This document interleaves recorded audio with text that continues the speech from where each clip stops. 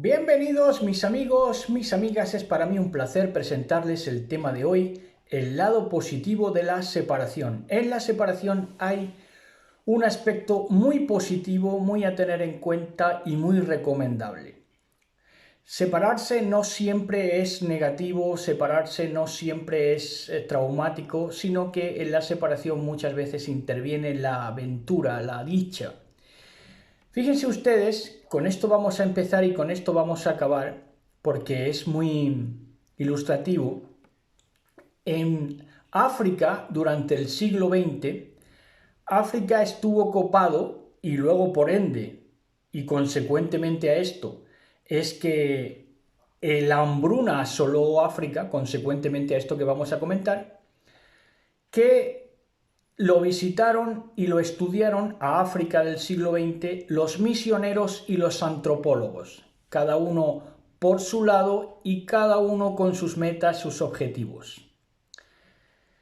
Ahora, lo que destacaron tanto unos como otros y que se dieron cuenta y que dejaron escritos para la generación por venir, para que lo tuviera en cuenta, es que dijeron, esgrimieron que la separación de los blancos hacia los negros, la separación de los blancos de los negros se convirtió en un valor de dominio. Ténganlo en cuenta porque con esto vamos a abrir y con esto vamos a cerrar. Ahora, ¿por qué se convirtió esa separación entre blancos y negros en un valor de dominio? Porque en la distancia se idealiza. En las relaciones cortas difícilmente se idealiza o se romantiquea, pero en la distancia sí. La distancia lo que hace es idealizar el asunto, idealizar la persona. Porque, claro, con la distancia, el negro de África, cuando ponía tantas trabas el blanco para hacerse inaccesible, como al día de hoy muchos pastores, pues claro, en ese caso los negros y en el caso de los pastores las ovejitas, pues tienden a pensar o tendían a pensar, no son como nosotros. Y ese no son como nosotros era para lo bueno y era para lo malo.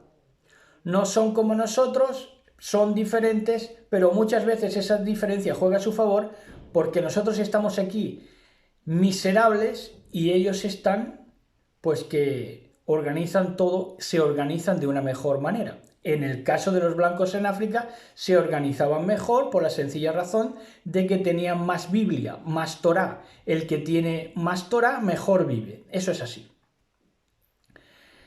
Ahora, vayamos a la Biblia, vayamos al concepto, lo que es eminentemente bíblico. Bueno, pues tenemos que santo significa diferente. Y diferente es apartado. Santo, diferente y apartado es el mismo término. Entonces, en base a esto, vamos a estar leyendo en Juan 17:15, que dice así. Dice el Mashiach, orando al Padre, al Ruach Elohim, al Espíritu de Elohim, al Padre de los Espíritus, que es Espíritu, por eso oraba al Padre, porque el Padre es Espíritu, ¿verdad? No es un viejecito, es Espíritu. Y le decía el Mashiach orándole al Padre, intercediendo por nosotros en las generaciones por venir, tanto para los discípulos como para las generaciones que íbamos a ir viniendo a este mundo. Dice, no ruego que los quites del mundo, sino que los guardes del mal. Entonces, más que nada, esa separación iba a ser, más que nada, psicológica, espiritual, no tanto física, porque hemos de estar físicamente, espaciotemporalmente en el mundo. Por eso la intercesión del Mashiach era, no ruego que los quites del mundo, sino que los guardes del mal. Ahora, en 1 Corintios 5:11 nos dice, más bien os escribí, estos son recomendaciones de Shaul Pablo, muy sabias, a tener en cuenta por demás, porque esto nos facilita la vida. Cuando escuchas a un sabio, te facilita la vida. Miren, dice Saúl Pablo, más bien os escribí a los de Corinto, que no os juntéis con ninguno que, por eso es que no quiere el Mashiach quitarnos del mundo, sino guardarnos del mal. Porque con los del mundo hemos de convivir obligatoriamente. Ahora, convivir con estos que va a citar Saúl Pablo ya es decisión nuestra. Si nos alejamos de los tales, ganancia tenemos. Miren, más bien os escribí que no os juntéis con ninguno que, llamándose hermano, llamándose que tiene fe, llamándose que tiene Dios, llamándose que tiene creencias, Biblia, un libro a seguir, sea de la religión que sea, fuere fornicario, o avaro, o idólatra, o maldiciente, o borracho, o ladrón, dice, con los tales o con el tal, ni aun comáis. Eso es la separación espiritual a la que estamos obligados si queremos tener ganancias en esta vida. Y luego está también en el libro de Judas, que solo tiene un capítulo, y dice en Judas 1:23, dice, a otros salvad. Fíjense lo que es en verdad el proselitismo, lo que sería la autenticidad del proselitismo, porque muchas veces, como advirtió el Mashiach, ¿no?, muchos recorren cielo y tierra para hacerlo 2 veces más hijo del infierno que los mismos fariseos, ¿verdad? Pero aquí recomienda el apóstol y dice, a otros salvad, arrebatándolos del fuego, y de otros tener misericordia. ¿Cómo tengo misericordia de otros? Fíjense, esto al día de hoy la mayoría de creyentes ya no puede entenderlo, lo que es esta forma de misericordia. Dice, y de otros tened misericordia con temor, aborreciendo aún la ropa contaminada por su carne. Y así es como tienes misericordia de ellos, aborreciendo aún la ropa contaminada por su carne. ¿Es duro de entender? Bueno, es así. Es así. Entonces nos dice en 1 de Juan 2:15, también, pueden ustedes leerlo, es un verso corto que dice el Mashiach, dice, no améis el mundo ni las cosas que están en el mundo, 1 de Juan 2:15. Ahora, ¿qué son estas cosas? Estas cosas que no hemos de amar, cosas que están en el mundo que no hemos de amar. ¿Qué son estas cosas?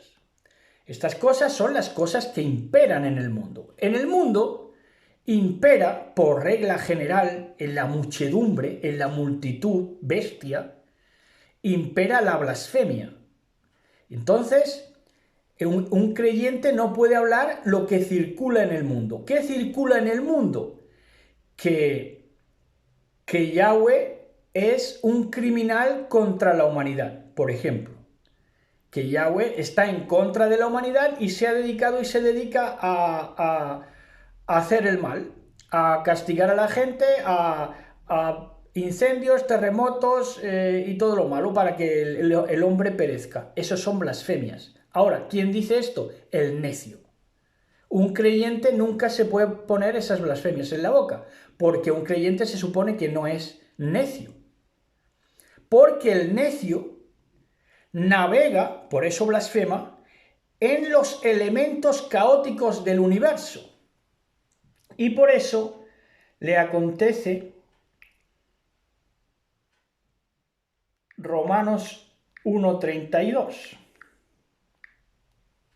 Dice en Romanos 1:32, dice, quienes habiendo entendido el juicio de Elohim, el juicio de Dios, estos son los que se llaman hermanos, estamos obligados a aborrecer aún la ropa contaminada con su carne, dice, quienes habiendo entendido el juicio de Dios, entienden Torah, se la ponen incluso en la boca.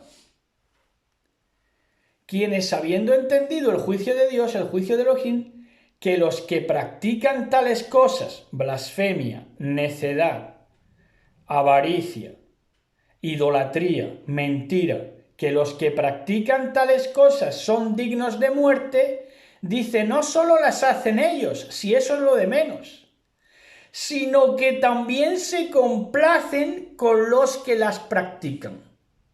Esto es lo más grande. ¿Pero por qué hacen esto?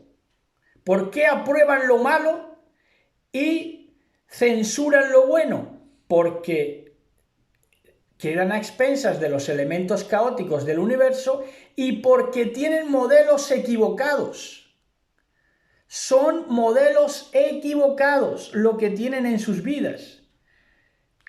Modelos absolutamente equivocados.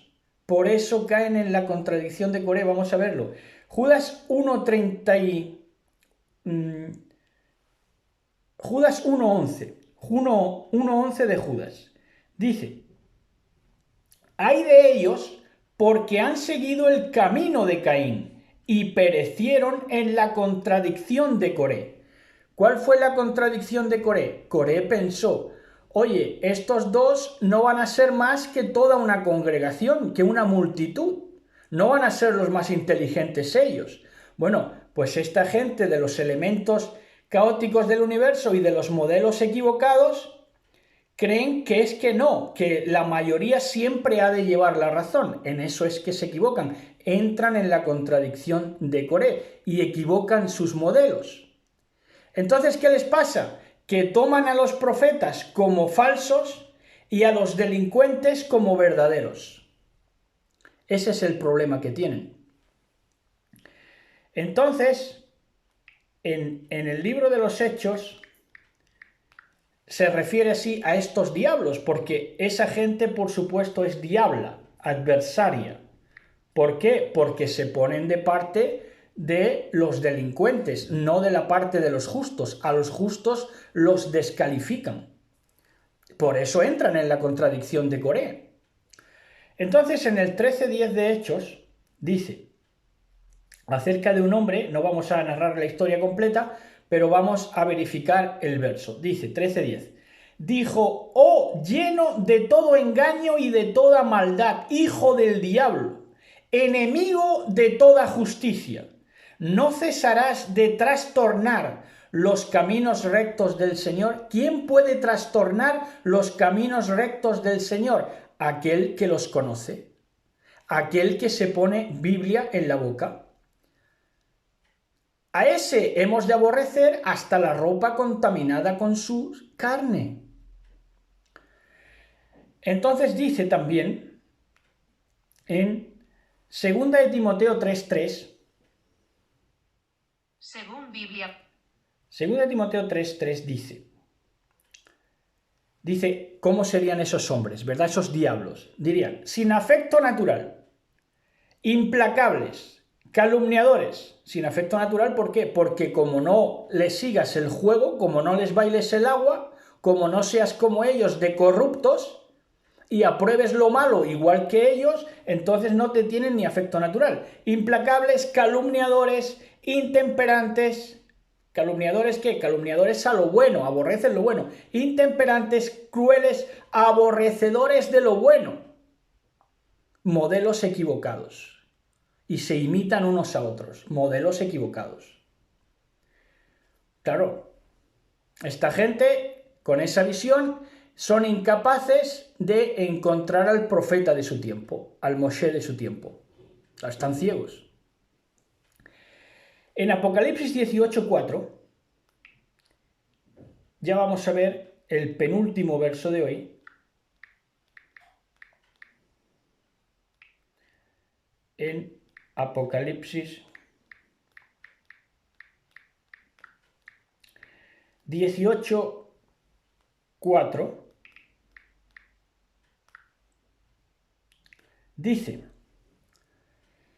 dice, y oí otra voz del cielo que decía, salid de ella, pueblo mío. Ahí está, el lado positivo de la separación. ¿Qué te hace?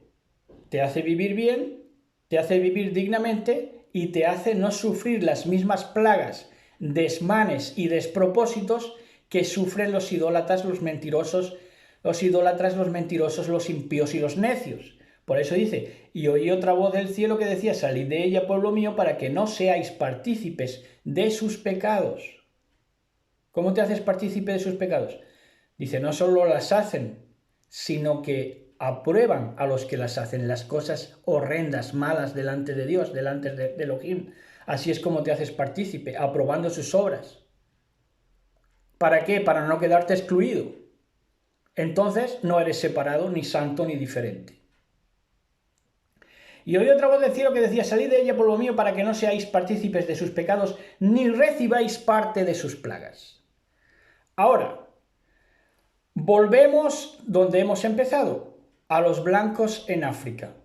Se dieron cuenta que la separación les hacía dominar sobre los negros. Y ellos eran 4 pelagatos.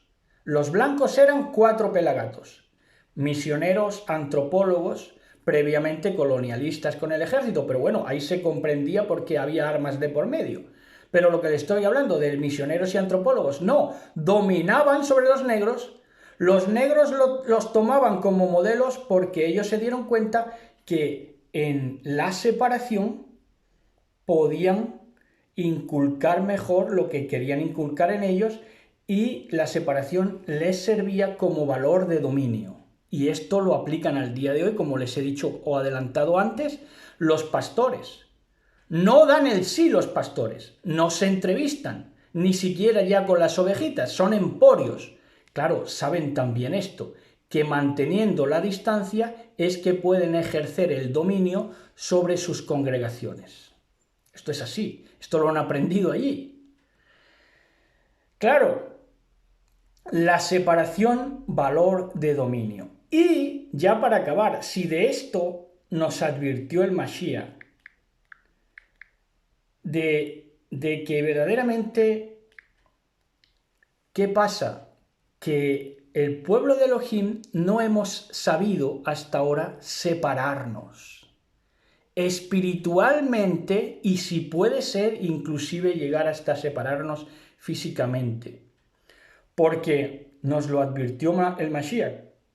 16:8 de Lucas dice, y alabó el amo al mayordomo por haber hecho sagazmente.